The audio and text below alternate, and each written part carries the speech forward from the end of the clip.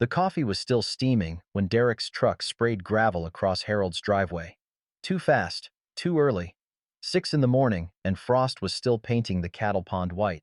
Harold set his cup on the porch railing, watched his cousin climb out, briefcase in hand like some insurance man. Derek didn't knock, just walked into Harold's kitchen like he owned it. "Morning, Harold." Derek spread a document on the table, notarized, official. "Mary left the farm to me, all of it. Signed this 2 months before she died." Harold's hands shook reading his wife's signature. 43 years of marriage, and there it was, her handwriting, leaving everything to Derek. "She told me everything, old man." Derek smiled at the door. "Everything you couldn't do for her." The truck disappeared down the county road. The document stayed, burning on Harold's kitchen table like evidence of a murder he didn't commit. Harold fed the cattle like nothing had changed. Same bucket, same path to the barn, same creak in the gate hinge he kept meaning to oil. The motions were automatic, 45 years of muscle memory, but his hands still shook from reading that document. The coffee in his thermos had gone cold. He didn't remember pouring it, didn't remember walking out here either. Just found himself standing by the fence line, staring at the creek bottom where his grandfather had cleared cottonwoods in 1952. That's when he saw them. Surveyor stakes. Bright orange plastic, 20 feet into his property. Fresh, too. The dirt around them was darker than the frozen ground, like they'd been planted yesterday. Maybe while Mary was dying, maybe while he was at the hospice, holding her hand. Harold tried to pull one out. His grip failed. Tried again. The stake stayed put, and he was the one who gave, sinking to his knees in the cold mud. Across the fence, Hank Morrison was checking his own cattle, raised a hand in greeting. Harold couldn't meet his eyes, couldn't stand the thought of explaining this. The whole county would know soon enough.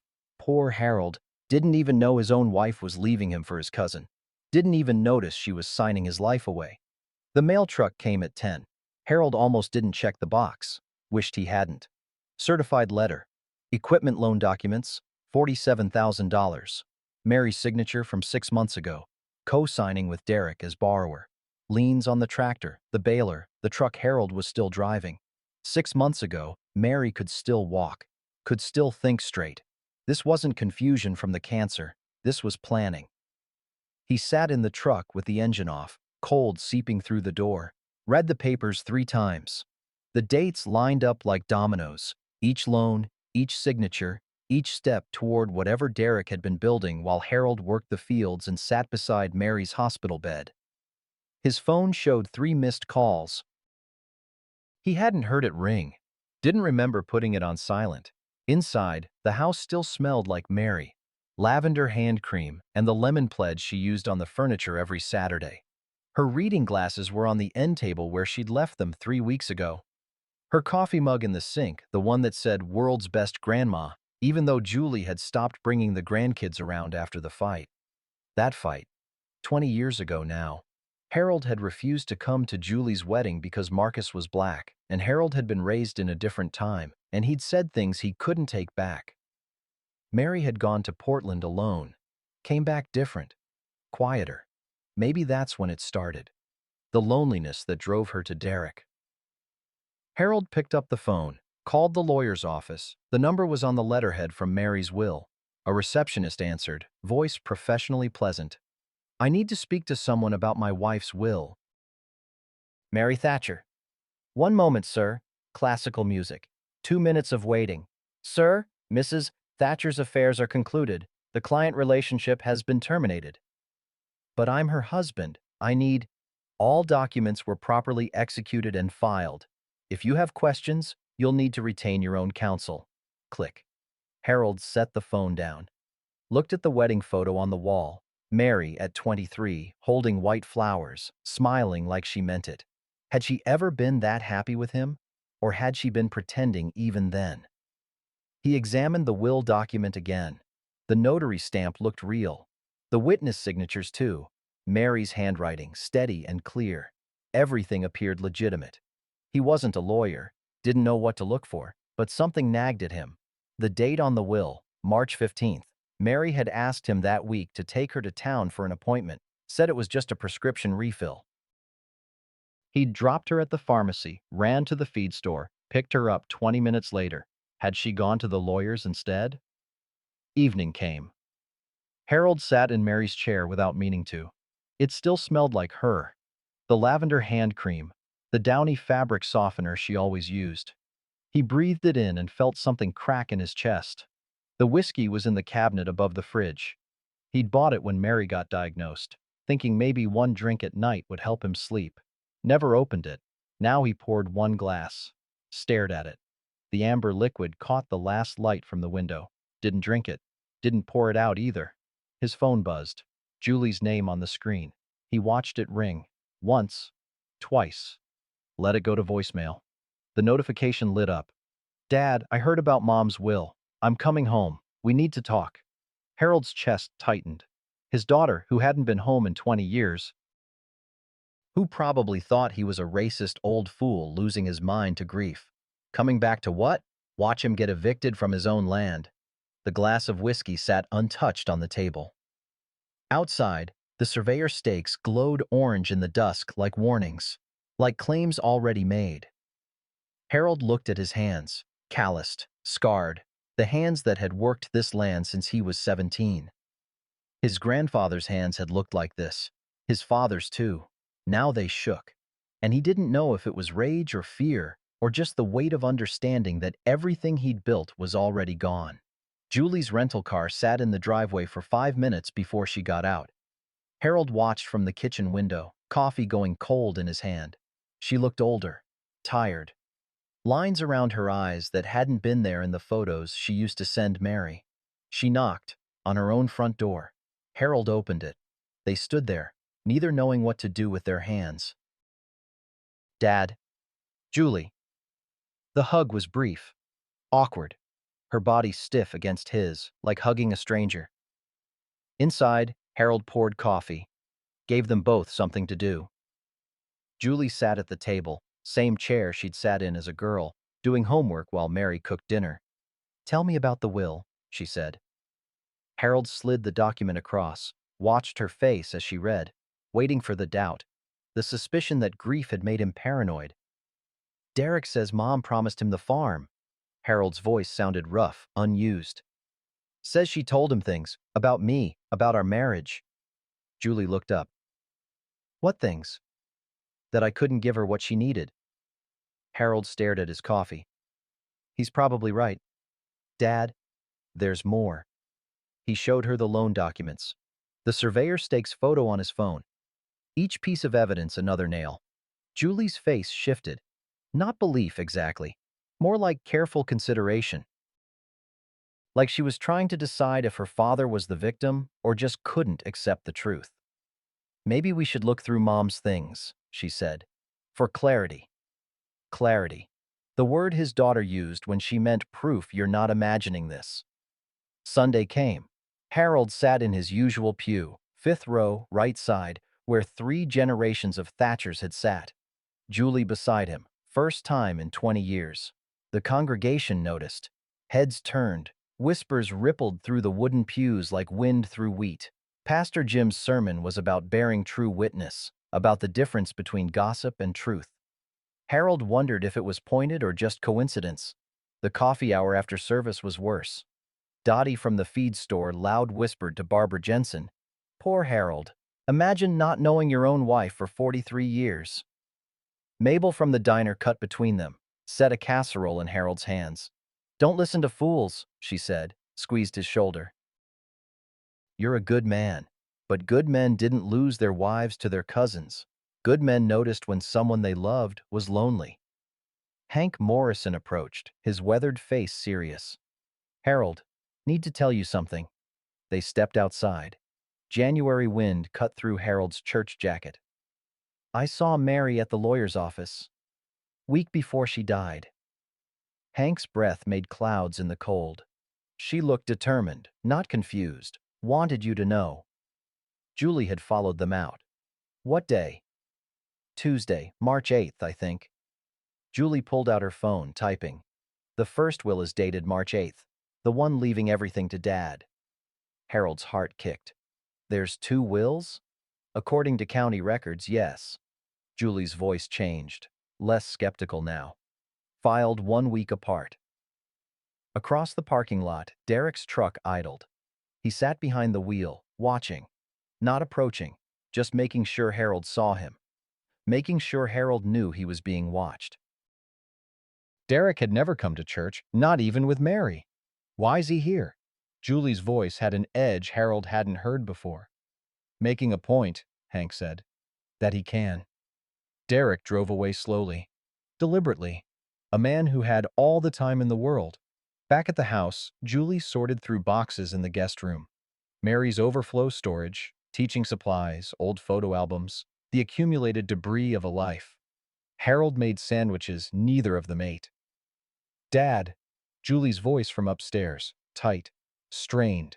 He climbed the stairs, knees protesting, found her holding Mary's personal calendar, the leather-bound one she'd kept for years, refusing to switch to digital. Julie flipped pages, her finger traced entries going back months, years. D. Lunch. D. Coffee. D. Museum. Over and over. Different months. Different years.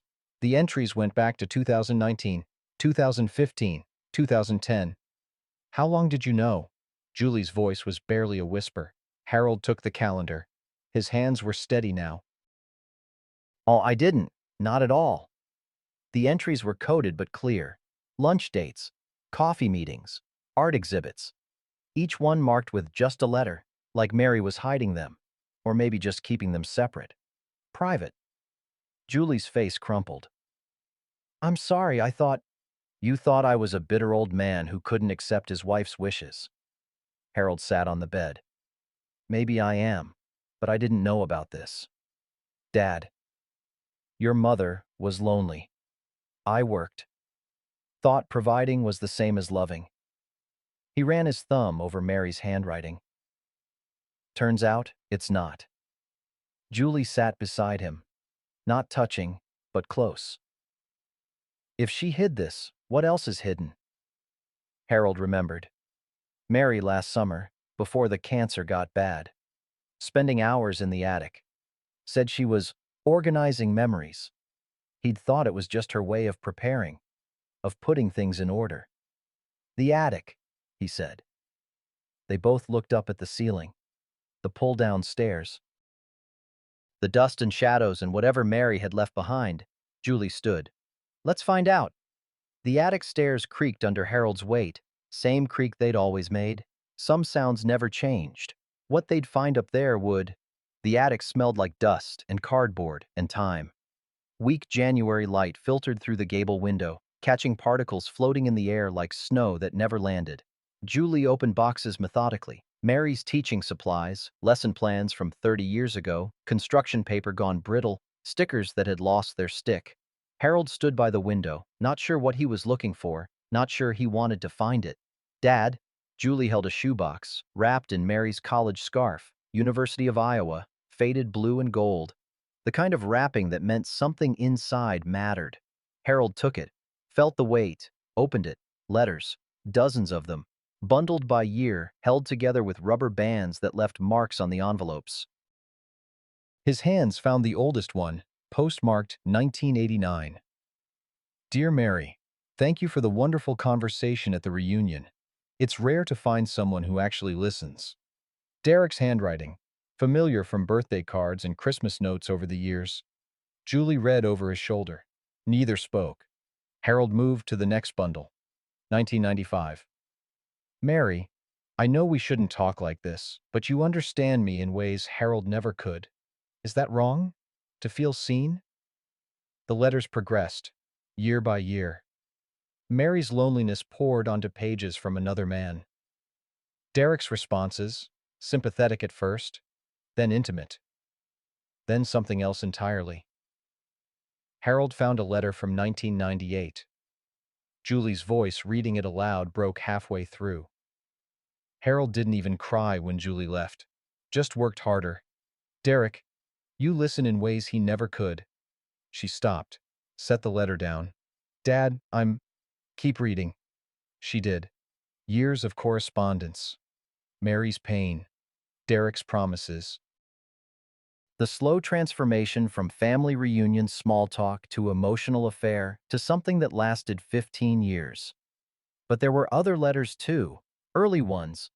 Harold found one from 1982, Mary's handwriting, young and careful.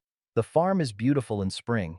And Harold, he doesn't say much, but he fixed the porch swing today because I mentioned it once 3 weeks ago. That's his poetry. The contrast was devastating. What they'd had, what they'd lost, how slowly, how invisibly, a marriage could die while both people were still living in it. This doesn't excuse what she did, Julie said quietly. But I understand it better. Harold nodded. Couldn't speak. The last letter was in a separate envelope. Recent. 3 weeks before Mary died. Her handwriting shaky, unlike the careful script in earlier letters. Derek, I've made sure you're taken care of. The papers are signed. Harold will understand eventually that this is right. You gave me what he couldn't. You saw me. Harold read it twice. What papers? When did she sign? Julie pulled out her phone. Googled the hospice timeline. Medical records Mary had left in the filing cabinet. Cross-referenced dates. Dad, this is dated March 15th. Mom was on maximum morphine by then. The doctor's notes say she was confused, thought I was still 6 years old, asked for her own mother, who died in 1995. They sat in the attic dust with 15 years of secrets spread around them. Derek got a dying woman to sign something she didn't understand, Julie said. Harold felt something harden in his chest. Not quite hope, not quite rage, something in between. How do we prove it? The knock came that evening. Pastor Jim on the porch, casserole dish in hand. The universal language of Midwestern care. He didn't pry, just sat at the kitchen table. Waited. Harold showed him the last letter. Explained the timeline. Pastor Jim's face darkened, rare for him. Derek exploited a dying woman's confusion. That's not inheritance, that's theft. How do we fight it? Julie asked. Sarah Chen. Pastor Jim wrote a name and number on a napkin. Young attorney. Left the big firm in Des Moines over ethics. Her grandfather lost his restaurant to a forged deed back in the 80s. Harold stared at the napkin. I can't afford lawyers. Got maybe 23,000 saved. Derek's probably got 10 times that. Talk to her first. Pastor Jim stood. Some fights are about more than money. At the door he turned. Harold, one more thing. Mary came to see me 2 weeks before she died. Harold's throat tightened. What did she say? Asked about forgiveness, whether God forgives mistakes we can't fix. Pastor Jim's voice was gentle. I think she knew something was wrong with those papers, but she was too weak to fight Derek by then. He left Harold with that, the possibility that Mary had tried, that maybe in the end she'd chosen right but couldn't make it stick. Julie found more in Mary's home office. Medical files, pain medication schedules. The dosages in those final weeks were staggering. Morphine, fentanyl patches, anti-anxiety medications that listed confusion and disorientation as common side effects. Harold called Joanne, Mary's hospice nurse. Put her on speaker. What was Mary's mental state those last weeks? Joanne hesitated. HIPAA regulations, professional boundaries. Then, confused often, she thought Julie was little, asked for her mother. We documented it in the charts. Did anyone visit who upset her? A man came a few times. Younger, slick-looking. She'd be agitated after. We noted elevated blood pressure, distress. We don't record visitor names unless family requests, but Derek Morrow? That sounds right. They thanked her. Hung up. Julie organized everything on the kitchen table. Letters, medical records, calendar entries, timeline spreadsheet on her laptop, the evidence of 15 years of loneliness and 3 weeks of exploitation. Is this enough? Harold asked. Julie reached for the napkin with Sarah Chen's number. Let's find out. She dialed, put it on speaker. It rang once, twice, 3 times. A woman's voice answered. This is Sarah Chen. Harold opened his mouth. Nothing came out. 43 years of keeping his problems to himself, and now he had to ask a stranger for help. Julie squeezed his hand. He found his voice. Ms. Chen, my name is Harold Thatcher. My wife died 3 weeks ago, and I think my cousin forged her will. Silence on the line. Then, tell me everything. The sheriff's car came on a Tuesday. Harold was fixing fence posts, the ones Derek's surveyors had damaged. Saw Tom Hendricks climb out, envelope in hand, face apologetic. Harold? Tom had known him since they were boys, played baseball together. Dated the same girl once, before Mary. I'm sorry, it's legal. I have to serve it. Eviction notice. 60 days to vacate the property. Tom stood there like he wanted to say more. Couldn't. Duty was duty. He got back in his car and drove away slow, like a funeral procession.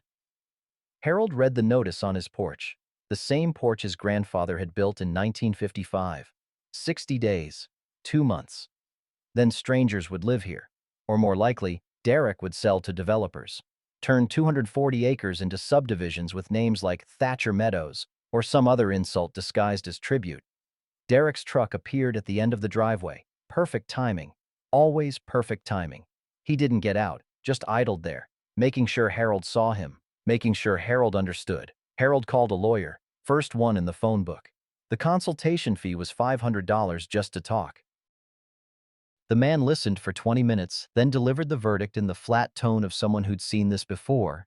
Contest will run 40, maybe 50,000. Depositions, expert witnesses, document analysis, and that's if it goes smooth. Papers rustled on the other end. Even if you win, legal fees will cost more than the property's worth. My advice? Settle for what you can get. Walk away with something. Harold looked at his checkbook after he hung up. $23,412. A lifetime of saving. Not even half of what he'd need. Julie found him at the kitchen table, staring at numbers that didn't add up. I've got $18,000 from the divorce settlement, she said. It's yours. No. Dad, won't take your fresh start to fix my past. Harold closed the checkbook. You earned that money surviving a marriage that failed, same as I'm doing now. That afternoon, Derek returned. This time he brought company. A woman with a clipboard and a smile practiced in mirrors. Senior Living Solutions, her card said. Mr. Thatcher, she sat uninvited at his table. At your age, maintaining this property must be so difficult. We have lovely communities where everything is handled for you. Meals, cleaning, activities. Derek nodded along, sympathetic, concerned. I hate to see Uncle Harold struggle. This is about his safety. Harold understood the play. Build a narrative. The old man can't cope, needs help, isn't competent to contest the will. Every word of kindness was a weapon. He said nothing. Watched them leave their brochures, waited until they were gone, then swept the brochures into the trash. 3 days passed, then 5. Harold stopped eating the meals Julie cooked. They accumulated on the counter. Casseroles, sandwiches, soup gone cold in the pot. He sat in his chair and stared at frozen fields. The whiskey bottle moved from cabinet to table. Full to half empty to empty. Harold barely remembered drinking it. Julie tried, cooked his favorite foods, asked questions, got monosyllables in return or nothing at all. Hank watched from across the fence, worry etched in his weathered face. Derek came again. Brought potential buyers this time. Real estate agents in nice cars, investors with calculators and surveying equipment. They walked Harold's land like it was already theirs. Pointed, discussed, measured his life's work in dollars per acre. Harold watched from the window. A ghost in his own home. Julie found him there at midnight. Still watching. Still silent. Dad, talk to me. Nothing to say. That's not true. What do you want me to say? His voice cracked.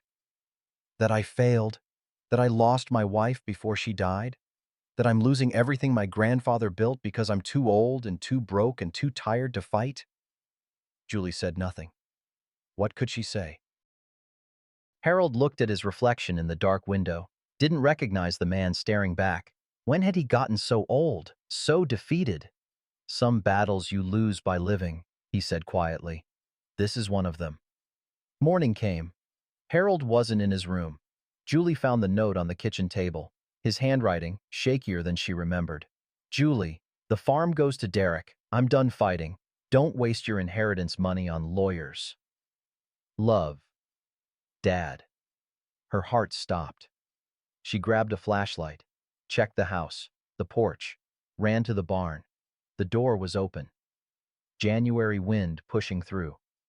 Harold sat on the workbench, his grandfather's shotgun across his lap. Dad. He didn't look up, just ran his hand along the barrel. Old walnut stock, worn smooth by 3 generations of hands. Granddad cleared this land with less than I have now. His voice was distant, talking to someone not there. What would he think of me? Quitting because I'm old and tired and broke? Julie stayed in the doorway, afraid to move, afraid not to. He'd think you're human, she said carefully, that you've fought enough. Harold finally looked at her. His eyes were hollow. I worked when I should have talked, silent when Mary needed words. Lost you for 20 years because I was too proud and too stupid to see what mattered. His hands tightened on the gun. My best wasn't enough. Lost my wife to another man. Lost my daughter. Now losing the land. What's left? Me. Julie's voice broke. I'm here. I came back. But I need you to stay. Harold looked at the gun, at his daughter, at the barn his grandfather built in 1953, still standing through 60 winters. He set the gun aside, carefully, like it might break. I'm not, he couldn't finish. I wasn't going to, just remembering when I was stronger. Julie crossed the space between them, sat beside him on the workbench. The cold from the metal seeped through her jeans. You're still strong. You're just carrying too much alone. They sat in silence. The barn creaked in the wind. Somewhere outside, cattle lowed. The sounds of a farm that had survived depressions and droughts and 3 generations of Thatchers. I'm calling Hank, Julie said. Tonight. We're not doing this alone anymore. Harold was too exhausted to argue. Julie pulled out her phone. The screen glowed in the dark barn, calling Hank Morrison. The phone rang. Once? Twice. Would he answer? Would he help? Or was this the night Harold Thatcher's fight finally ended? The line clicked. Julie? Hank's voice, rough with sleep. What's wrong? Hank's truck was in the driveway before dawn. Didn't knock. Just walked in like he owned the place. Old neighbor privilege earned over 40 years. Harold sat at the kitchen table, coffee cold in front of him. Same spot he'd been since Julie brought him in from the barn. Julie called, said you're quitting. Hank poured himself coffee without asking. That's horseshit. Easy for you to say. It's not your land. Hell, it's not. Hank sat across from him. Derek's surveyors are on my property line now too, claiming the boundary's 20 feet into my pasture. He's coming for mine next, soon as he takes yours. Harold looked up. What? You think this stops with you? Hank pulled out a folder, old papers, yellowed at the edges. My father kept the original survey maps from 1947. When our grandfathers drew the lines together, Derek's claims are fraudulent, for both our properties. Harold stared at the maps, his grandfather's signature, Hank's grandfather's, witnessed by the county surveyor, dated and official. I brought someone who can help. Hank nodded toward the truck. She's waiting. Didn't want to crowd you. Hank, I can't afford. Just talk to her. Hank stood. Then decide. He went to the door, gestured. A woman climbed out of his truck, young, maybe 35, professional but not slick, carrying a worn briefcase that had seen real work. She walked in, extended her hand. Mr. Thatcher, I'm Sarah Chen. Harold shook it. Her grip was firm, direct. I heard about your situation from Pastor Jim. She set her briefcase on the table. Before we start, you should know, my grandfather lost his restaurant to a forged deed in 1986, Seattle. They said he was too old to fight, too stubborn to understand modern business. He believed them. Her voice hardened. He died 6 months later. Heart attack. But it was really a broken heart. Harold met her eyes. Saw something familiar there. The same loss. The same rage at injustice. I won't make that mistake with you, she said. Julie appeared from upstairs. Watch this stranger at their table with cautious hope. Show me everything, Sarah said. The will, the letters, all of it.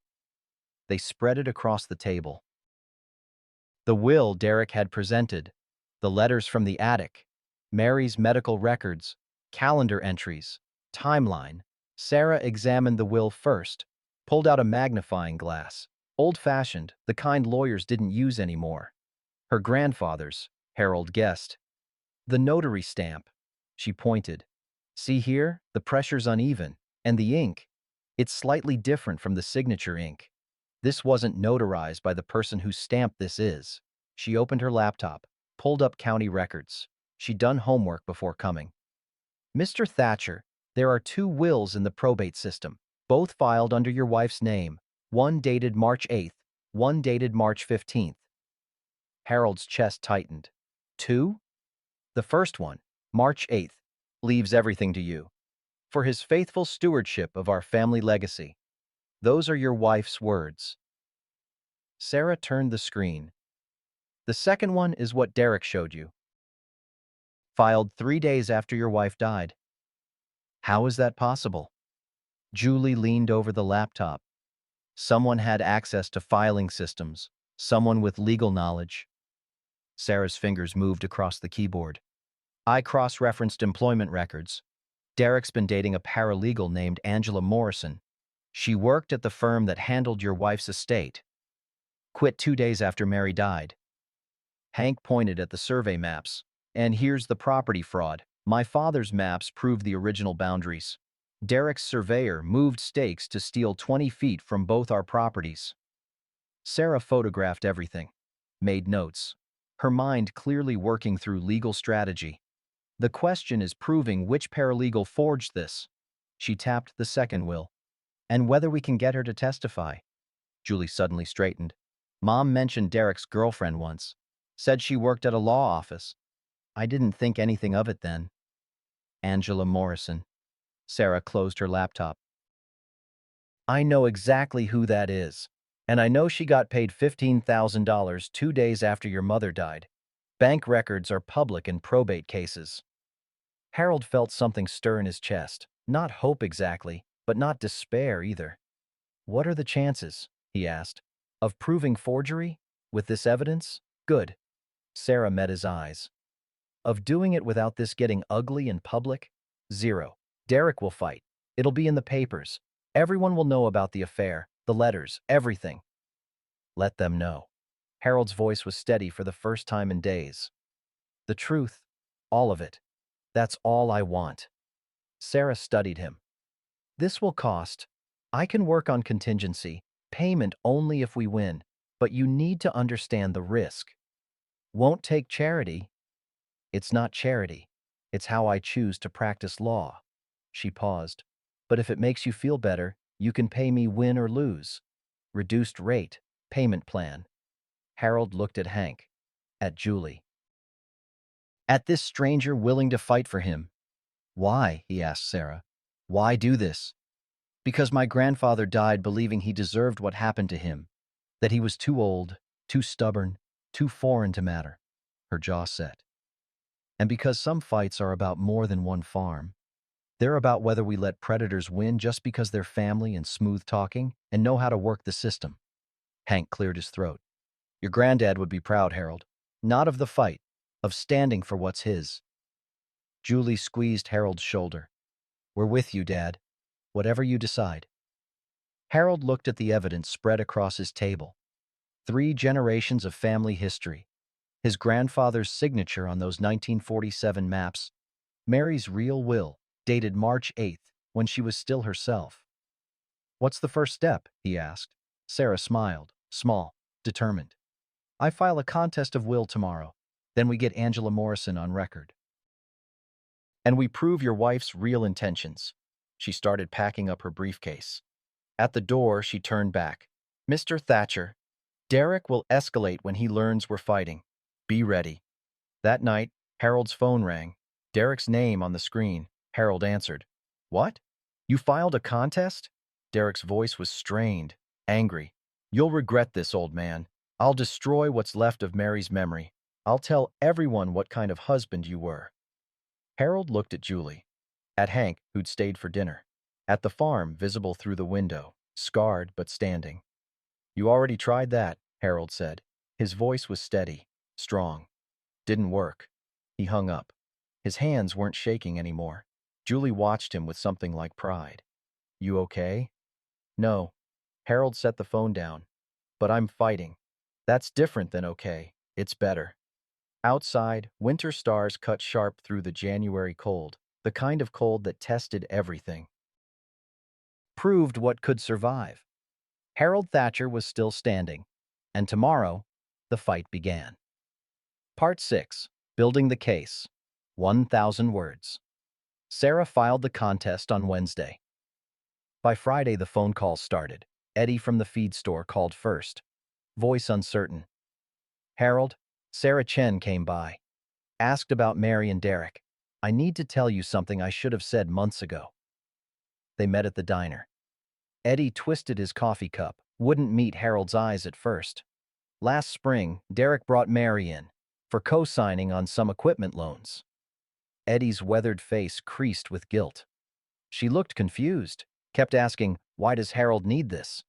Derek said it was a surprise, for you. Told her not to mention it. Did you believe him? No. Eddie's voice dropped. But I wasn't sure enough to stop it. I'm sorry, Harold. Should have called you. Harold reached across the table, gripped Eddie's shoulder. You're calling now. That's what matters. Sarah took Eddie's statement, dated it, added it to the growing file. Nora from church came next, showed up at the house with pie and guilt in equal measure. I saw Mary crying in the parking lot last summer, after one of Derek's visits during her chemo. Nora's hands shook, setting down the pie. She said, I made a terrible mistake, but wouldn't explain. I should have pushed, should have asked more. Julie made tea, let Nora talk. Sarah documented everything. Then Joanne, the hospice nurse. She brought her medical charts, the official ones she couldn't share, and handwritten notes she could. Mary was sweet, even through the pain. But those last weeks, Joanne pointed to entries. Confused, thought Julie was 6 years old, asked for her own mother, who'd been dead for years. She flipped pages. We noted patient distressed after male visitor, not husband, 4 times. Elevated blood pressure. Agitation lasting hours. Did you know it was Derek? Sarah asked. Not his name, but same man every time. Younger. Expensive clothes. Always left her upset. Sarah photographed the notes. This is clinical evidence of exploitation. Thank you. After Joanne left, Harold sat heavily at the kitchen table. All these people saw, and nobody stopped it. They're stopping it now, Julie said quietly. That counts for something. The bank manager was reluctant.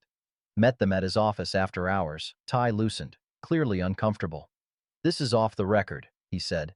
But Derek tried to add himself to your property deed last fall, September, I think. Brought Mary in. She was weak, could barely hold the pen. Harold's jaw tightened. What happened? We refused, required both spouses' signatures for deed changes. Derek was furious, said he'd find another way. The manager looked sick. I should have reported it, but he's technically family, and Mary didn't object. She just seemed tired. Sarah made notes. He said he'd find another way. That's premeditation. That helps us enormously. After the manager left, Sarah spread her timeline across Harold's kitchen table. Each witness statement placed Derek at specific moments, specific actions, a pattern emerging like a photograph developing. This isn't just forgery anymore, she said. This is conspiracy, months of planning. Derek wasn't improvising. He was building toward this. But Angela Morrison remained the missing piece. Sarah tracked her through employment records, social media, public databases, found her living with her sister 2 towns over. No job since quitting the law firm.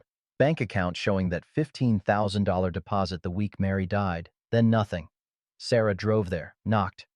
A woman answered, younger than Angela, protective. She doesn't want to talk to anyone. I understand, but I need her to know.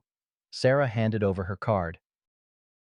There's immunity for testimony. She cooperates, she's protected. She doesn't, she's an accomplice to fraud. The sister took the card, said nothing, closed the door. Sarah filed a subpoena the next day. Angela Morrison was now legally compelled to testify or face contempt of court. Derek felt the walls closing. His behavior shifted, got erratic. He showed up at the feed store, shouting at Eddie, "You're lying about my Mary. She wanted me to have that farm. Harold's turning everyone against me." Eddie asked him to leave. Derek refused. Sheriff Tom had to escort him out. At church, Derek cornered Pastor Jim in the parking lot. "You're supposed to be neutral, a man of God, but you're taking sides." "I'm taking the side of truth," Pastor Jim said calmly. "That's not neutral, it's right." Derek's expensive lawyer sent a letter. Settlement offer. Harold keeps 40 acres in the house. Derek gets the rest. Final offer. Reject it at your peril. Sarah brought it to Harold. "What do you think?" Harold asked. "I think he's scared. Settlement offers mean weak cases." She set the letter down. "But it's your decision." Harold looked at the 40 acres on the map. The house, a fraction of what his grandfather had built, what his father had maintained, what he'd spent 45 years working. "No." "You sure?" "My grandfather didn't negotiate with thieves." Harold's voice was firm. "Neither do I." That evening, Harold was fixing the porch railing. Derek's surveyors had loosened it, whether by accident or malice. Hank came over, worked beside him in comfortable silence. "Sarah called," Hank said, hammering a nail. Angela's sister reached out. "Angela wants to talk. Off the record. She's scared." "Of what?" "Derek. He's been calling her. Dozens of times. Threatening to expose some document irregularities she did at the firm. Minor stuff, but enough to lose her license." Harold set down his hammer. "So he manipulated her too. Seems like Derek's specialty, finding vulnerable people and using them." They finished the railing as the sun set, January cold settling in. Spring still felt impossible, but Harold could smell it somewhere distant, like a promise not yet kept. 2 days later, Sarah called. Angela agreed to meet. Coffee shop in Mason City, neutral ground. She's bringing documents. Harold and Sarah drove there together. The coffee shop was warm, crowded, anonymous. Angela sat in the back corner. Thin, nervous. Kept watching the door like Derek might walk through. "I shouldn't be here," she said when they sat down. "You're doing the right thing," Sarah said gently. "Am I?" Angela's laugh was bitter. "I forged a notary stamp, used office equipment to fake legal documents. Took $15,000 to help a dying woman's boyfriend steal her husband's farm." Her hands shook around her coffee cup. "I'm not a good person." "You were manipulated," Sarah said. "I was in love. There's a difference." Angela finally looked at Harold. "He told me you were emotionally abusive, that Mary was trapped, that this was her escape. I believed him because I wanted to believe him." Harold said nothing. What could he say? "When did you realize it was a lie?" Sarah asked. "When he stopped calling." Angela's voice cracked. "The day after Mary died, he told me we'd get married, live on the farm. 2 weeks later, he won't return my calls. I see him in town with someone else." She wiped her eyes. "I helped him steal your life for a fantasy that never existed." She pulled an envelope from her bag. Emails. His instructions for forging the documents. The notary stamp I used. I kept it. Evidence of the payment. Everything. Sarah took the envelope carefully. "Like it might disappear." "Will you testify?" Angela looked at Harold. "Will it help?" "Yes," Sarah said. "Then I'll testify, even if Derek destroys me. I can't—" Her voice broke. "I can't let you lose your home because I was stupid." They left her there, nursing cold coffee, crying quietly in a crowded room. In the truck, Harold was silent for miles. "You okay?" Sarah asked. She loved him, really loved him. Harold watched bare fields pass. Derek used her the same way he used Mary. The same way he's trying to use me. He looked at Sarah. How many people does one man get to hurt before someone stops him? One more day, Sarah said. The hearing's set for next week. Then we stop him. Harold's phone buzzed. Text from Julie. Derek's truck just drove past the house. Slow, like he's watching. Be careful. Harold showed Sarah. He's desperate, she said. Desperate people are dangerous. That night, Harold sat on his porch, coffee steaming despite the cold. Waiting. Derek's truck appeared at the end of the driveway, stopped, idled. Then Derek got out, walked up to the porch. No smirk now, just raw fear and rage mixed. Harold, we can settle this. 40 acres. You keep the house. Just drop it, please. Harold stood, looked his cousin in the eye. My grandfather didn't negotiate with thieves, he said quietly. Neither do I. Derek's face twisted. You'll regret this, old man.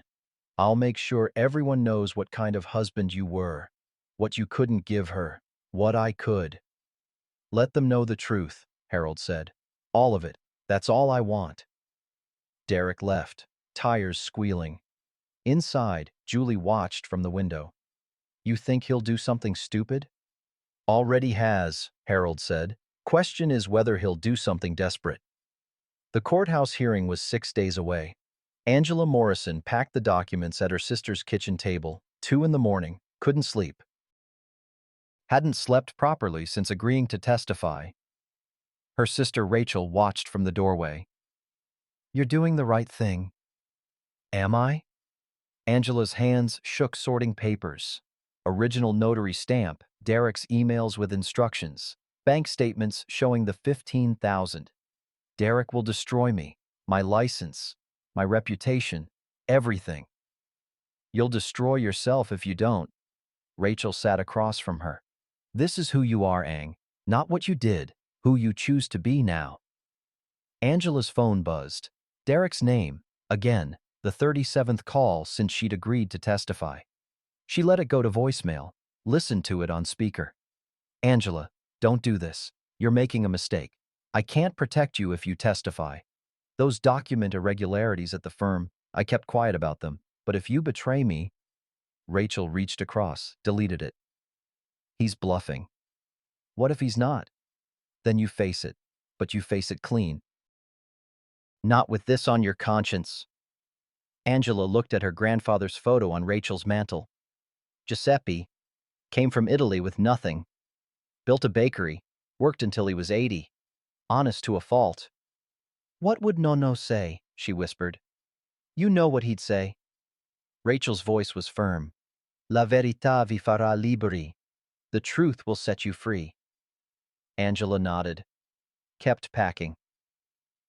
At 5:30 a.m., she got in her car, drove toward the courthouse, toward testimony, toward whatever came after.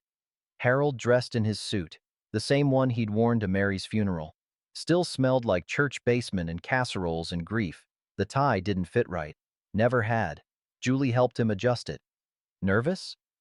Terrified. Harold looked at himself in the mirror. Old, tired, but standing. Not of Derek. Of telling the truth about Mary. About us. You don't have to do this, Julie said quietly. Yes, I do. Harold met her eyes in the reflection. For 43 years I stayed silent. Thought providing was the same as loving. Thought work was the same as words. He turned to face her. Mary needed words. You needed words. I gave neither of you what you needed. Time to speak. Julie's eyes filled. She hugged him, hard. You're not perfect, Dad. Neither was Mom. But you didn't deserve this. Neither did she. Harold's voice was rough. Derek exploited her loneliness I created. Dad, you can't take blame for her choices, or his crimes. Harold nodded. Didn't fully believe it, but nodded anyway. Pastor Jim arrived at 7, offered a prayer, brief, simple. Speak truth. Let truth work. They drove to the courthouse in convoy. Harold and Julie, Sarah in her own car, Hank following behind, a small army for a quiet war. The courthouse steps were icy. Harold climbed them carefully, old knees protesting. Camera flashes from local news.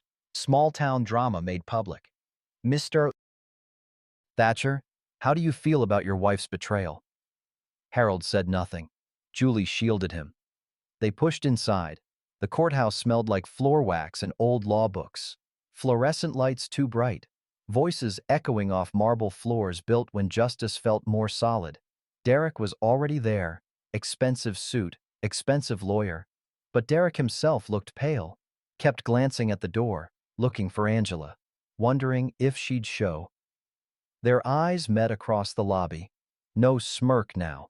Just two men who'd shared family reunions and Christmas dinners, and a woman who'd chosen neither of them completely. Derek looked away first.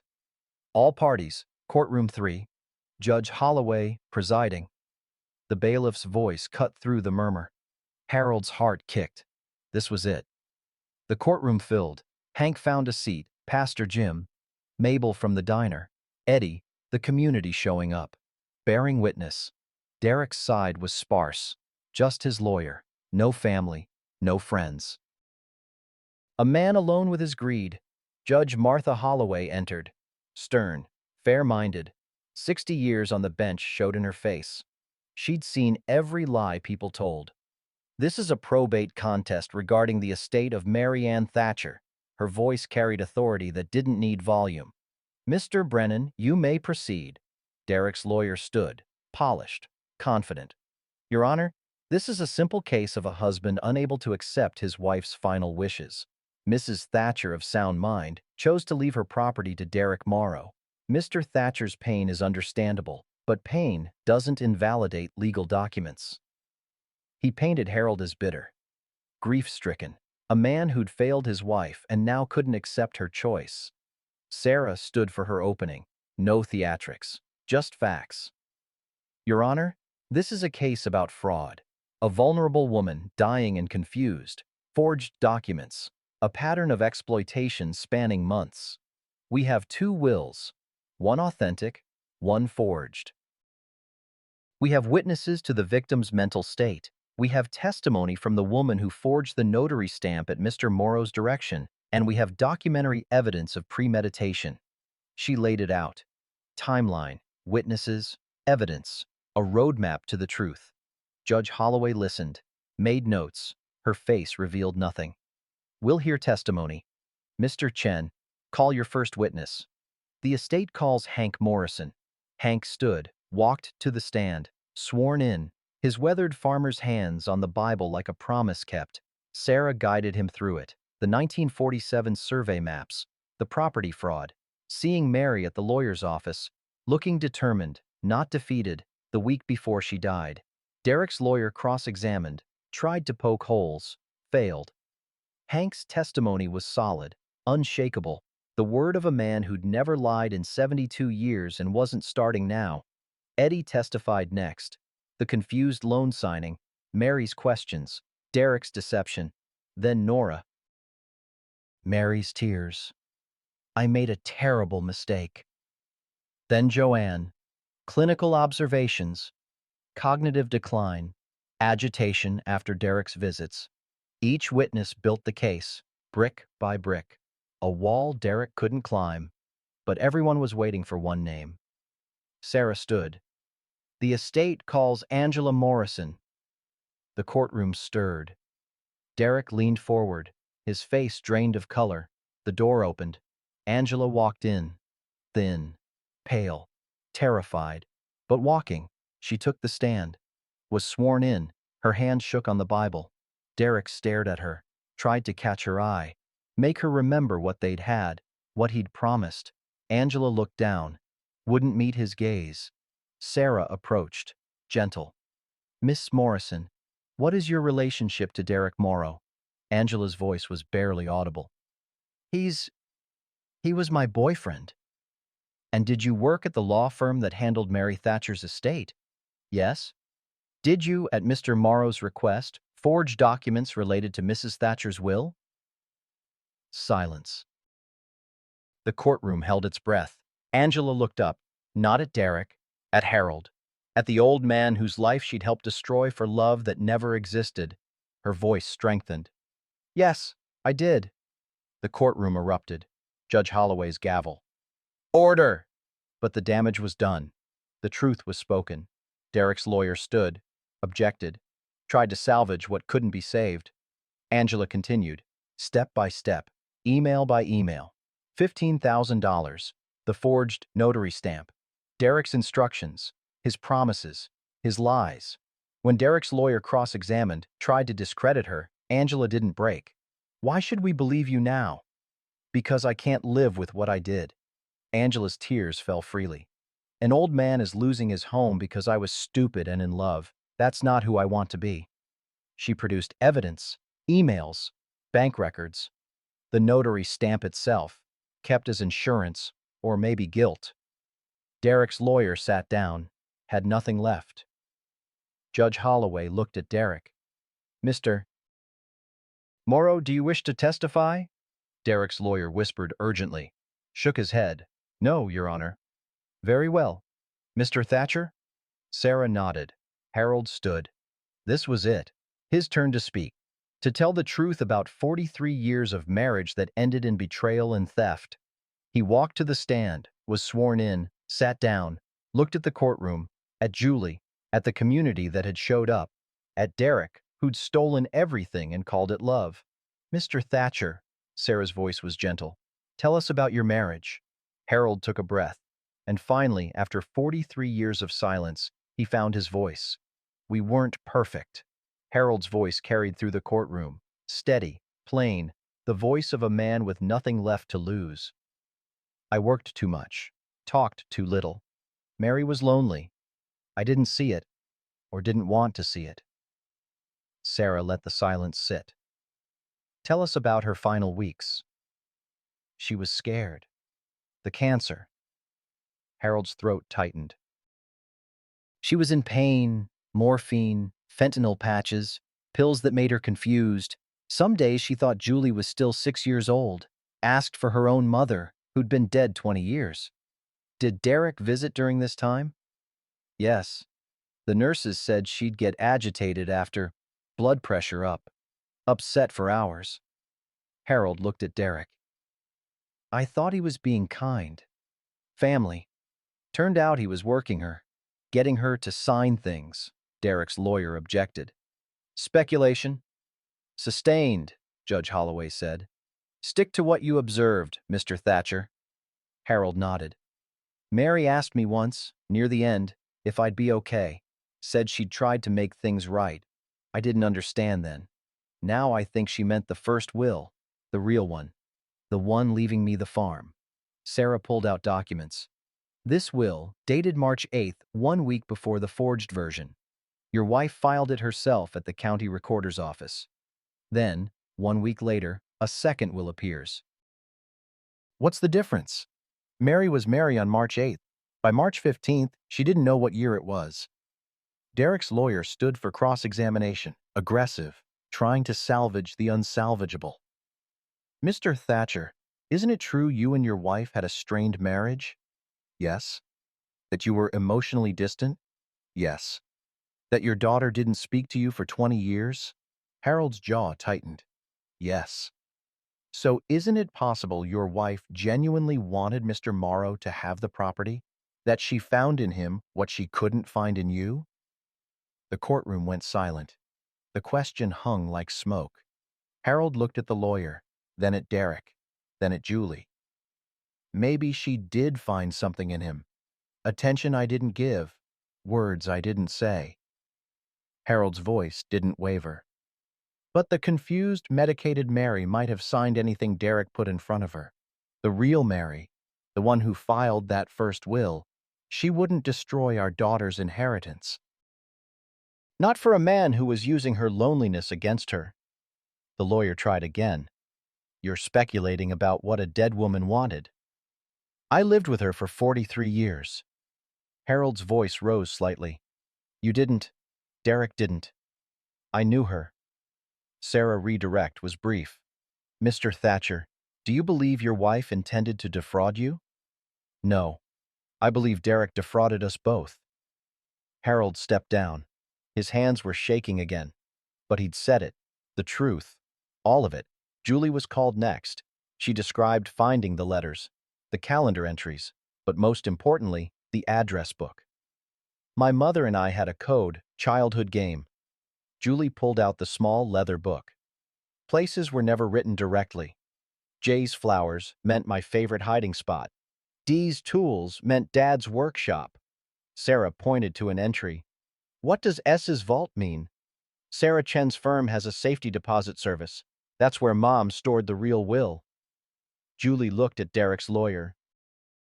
She wanted us to find it. That's why she used the code. Family would know. Derek wouldn't. Derek's lawyer had no cross-examination. What could he say? The judge called a 15-minute recess. Harold stood in the hallway, drinking water, trying to breathe. Derek approached. His expensive lawyer had disappeared. Abandoned ship. Harold, Derek's voice cracked. I'm sorry. I thought, Mary and we had something real.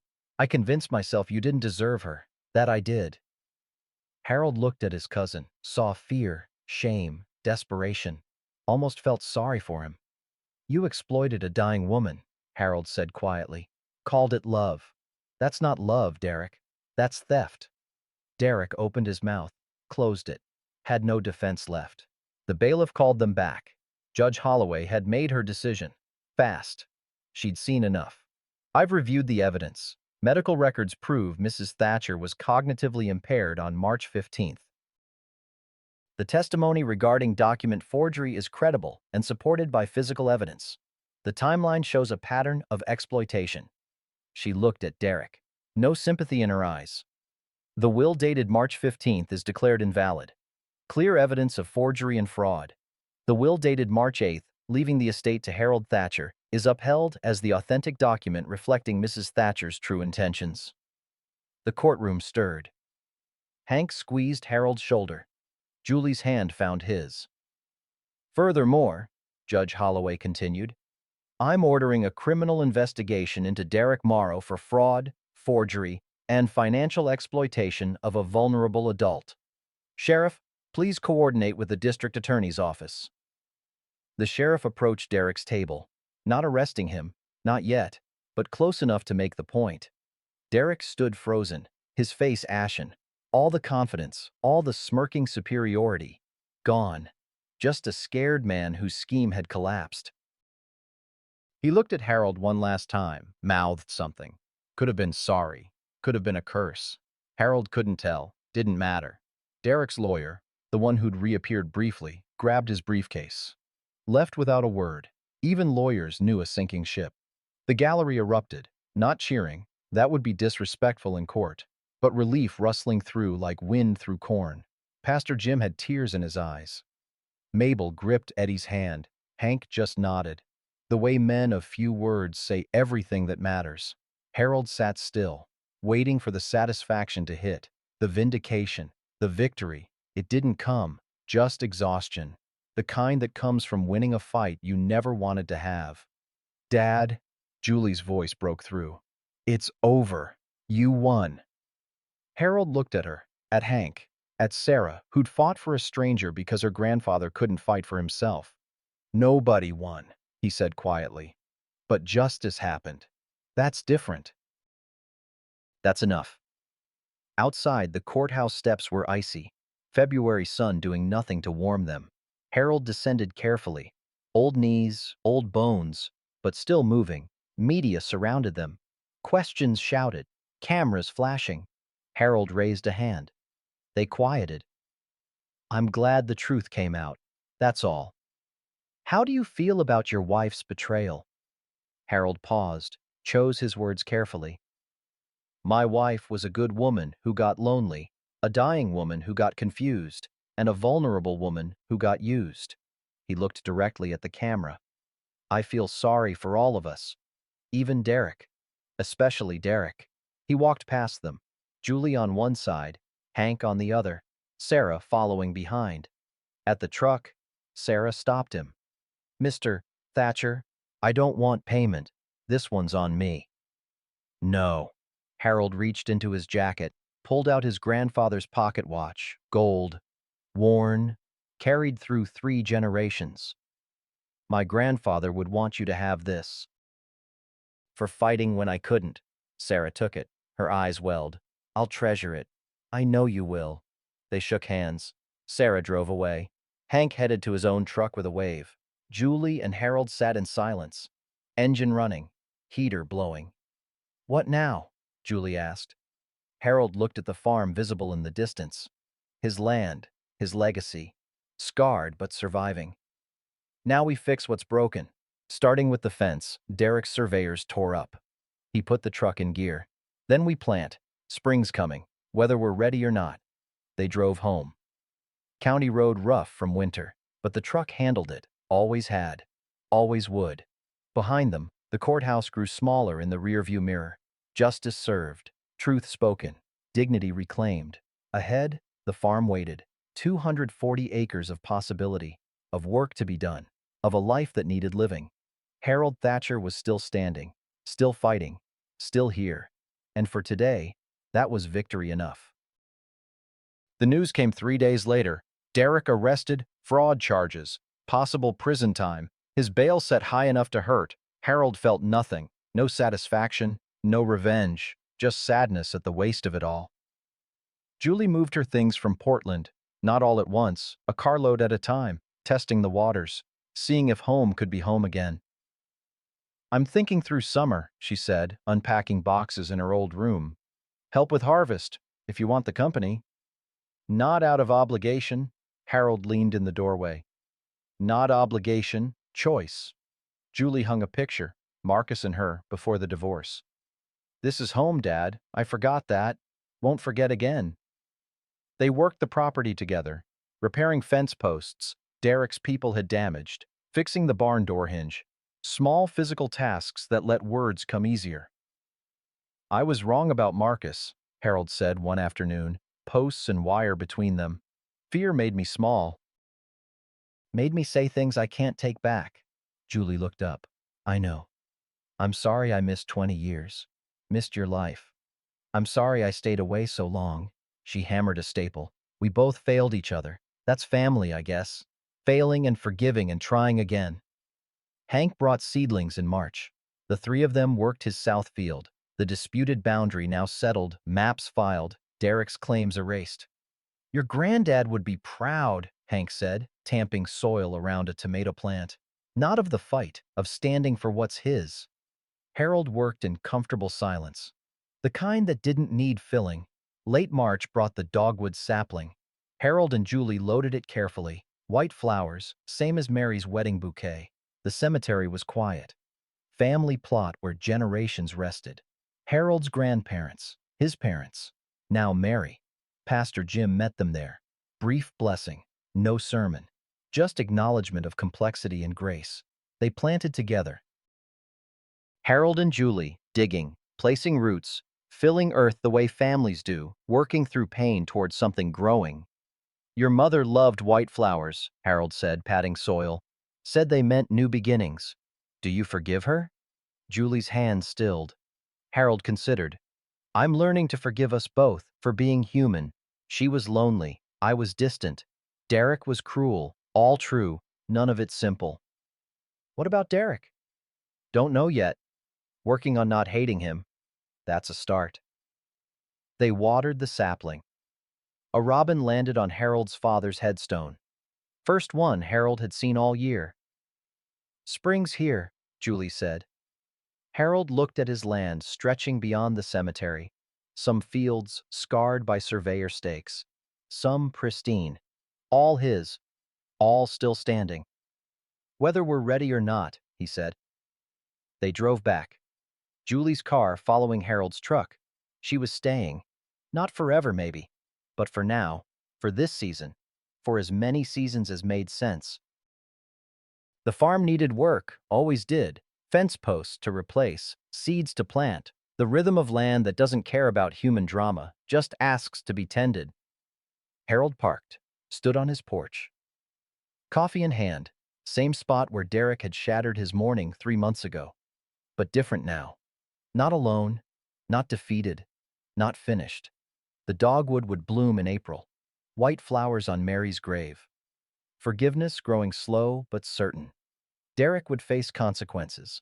The legal system grinding forward, and Harold would work his land, with his daughter, with his neighbor, with the quiet knowledge that dignity isn't given, it's claimed, defended, earned with every morning you stand up and choose to keep standing. He sipped his coffee, watched the sun rise over fields his grandfather cleared. Some battles you win not through conquest, but by refusing to surrender what matters. Harold Thatcher had refused, and the land, scarred but surviving, like him, remained. Harold drives his old truck down the county road on a Thursday morning in early April. Spring mud makes the road rough, but the truck handles it, always has. In the rearview mirror, Julie's car follows. Portland plates finally change to Iowa. She's staying, not from duty, from choice. Ahead, Hank waves from his barn. Harold's hand lifts from the wheel. Simple acknowledgement. The way neighbors speak without words. The radio plays something about hard ground and harder men. Harold thinks about his grandfather clearing this land with a mule and faith, his father holding it through the Depression, himself defending it in a courthouse. Julie will add her chapter, whatever that looks like. The land doesn't care about wills or betrayals or courtroom drama. It just asks to be worked, tended, respected. The white dogwood will bloom on Mary's grave come May. Forgiveness doesn't erase the past, just chooses what grows from it. Harold crests the hill. His 240 acres spread out, some scarred, some whole, all still producing. He thinks about dignity, how it's not about never falling. It's about standing back up, about refusing to let bitterness poison ground you still have to walk. The truck continues, morning light golden on winter wheat turning green. Harold Thatcher is still here, still standing, still tending what his grandfather built. Some mornings, that's victory enough.